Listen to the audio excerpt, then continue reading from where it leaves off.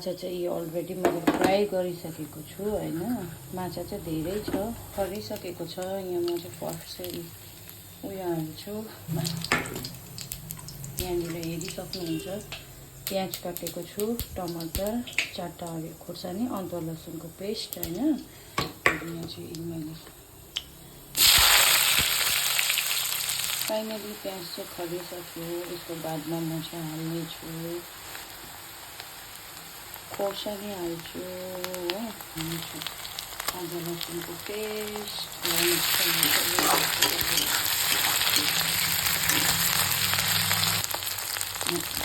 पनि हालिदिन्छु।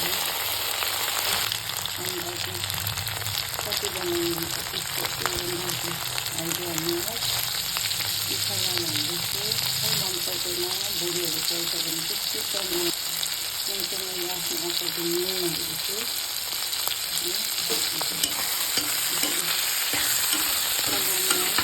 मेरो चिया मसला मजाले भइसक्यो। टमाटरमा चाहिँ म डोलाउँदिनँ, किनभने हेर्नु सक्नुहुन्छ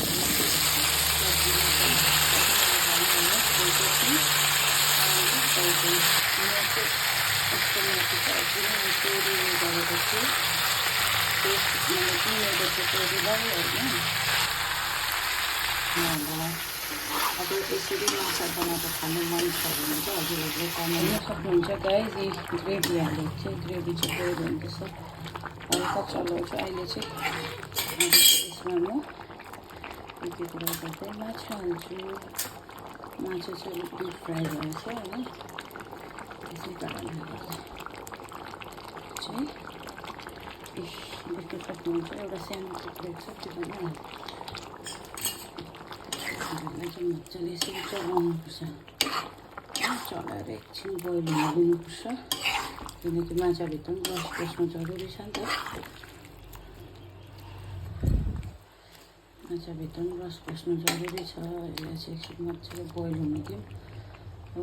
अब भइसक्यो, पाकिसक्यो मेरो माछा चाहिँ।